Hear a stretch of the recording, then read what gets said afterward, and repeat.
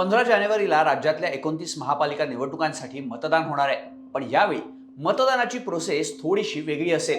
याआधी ईव्हीएम मशीनवर एका उमेदवारासमोरचं बटन दाबून मतदानाची प्रक्रिया पूर्ण होत होती. पण यावेळी एकाच वेळी तुम्हाला अनेक वेळा बटन दाबून मतदान करावं लागणार आहे.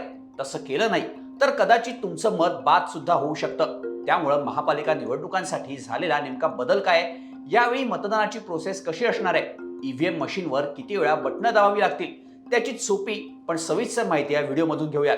यावेळी महापालिका निवडणुका या बहुसदस्यीय प्रभाग पद्धतीने पार पडणार आहेत. बहुसदस्यीय निवडणूक म्हणजे काय, तर महानगरपालिकेची निवडणूक ही प्रभाग रचनेनुसार होणार असून एका प्रभागात एकापेक्षा जास्त उमेदवारांचं पॅनल असणार आहे. या प्रत्येक उमेदवारासाठी स्वतंत्र मतदान करावं लागणार आहे. आता हे असं का केलं जातं ते सांगतो.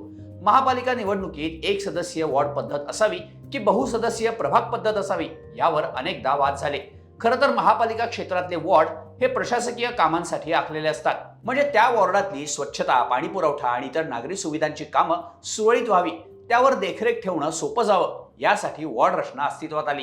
पुढे निवडणुकांसाठी सुद्धा हीच वॉर्ड आधारित मतदारसंघांची रचना निश्चित करण्यात आली.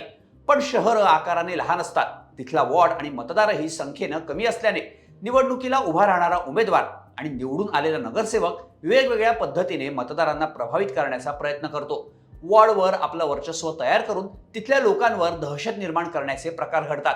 मग काही वॉर्ड एकत्र करून त्यांचा एकत्र प्रभाग करायचा आणि अशा प्रभागातून काही नगरसेवक निवडायचे आणि या सर्व नगरसेवकांवर त्या त्या प्रभागाची एकत्र जबाबदारी द्यायची, अशी नवीन रचना समोर आली. यातून एका प्रभागावर एकापेक्षा जास्त नगरसेवकांचं नियंत्रण राहील, नगरसेवकांची एकाधिकारशाही थांबेल, हा त्यामागचा हेतू आहे. अर्थात यामागे राजकीय फायदा तोट्याची गणितही असतात, पण तो विषय सध्या बाजूला ठेवू. मुंबई महानगरपालिकेसाठी तिचा आकार आणि स्वतंत्र कायद्यांतर्गत आजही निवडणुकीची वॉर्ड पद्धतीच कायम ठेवण्यात आली आहे. त्यामुळे यावेळी 29 पैकी मुंबई महापालिका सोडली तर इतर सगळ्या 28 महापालिकांमध्ये बहुसदस्यीय प्रभाग पद्धतीने निवडणुका होणार आहेत. आता यामध्ये काही प्रभाग हे 3 सदस्यीय तर काही प्रभाग हे 4 सदस्यीय असतील. हे समजून घेण्यासाठी वसई विरार महापालिकेचं उदाहरण घेऊयात. या महापालिकेत एकूण 29 प्रभाग आहेत. यापैकी 1 ते 28 प्रभाग हे 4 सदस्यीय तर 29वा प्रभाग हा 3 सदस्यीय आहे. म्हणजेच 1 ते 28 प्रभागातल्या मतदारांना 4 मतं द्यायची आहेत तर 29 प्रभागातल्या मतदारांना 3 मतं द्यायची आहेत. मतदानासाठी मतदान केंद्रांवर किमान 2 किंवा त्यापेक्षा जास्त ईव्हीएम मशीन्स असतील. त्यावर 4 सदस्यीय प्रभागासाठी अ, ब, क आणि ड आणि 3 सदस्यीय प्रभागासाठी अ, ब आणि क असं वर्गीकरण करण्यात आलंय. या प्रत्येक जागेसाठी वेगवेगळे उमेदवार रिंगणात असतील. त्यासाठी मतपत्रिकांचे कलर कोडही ठरवण्यात आले. अ जागेसाठी पांढरा, ब जागेसाठी फिकट गुलाबी, क साठी फिकट पिवळा आणि ड साठी फिकट निळा अशा रंगांमध्ये मतपत्रिका असतील.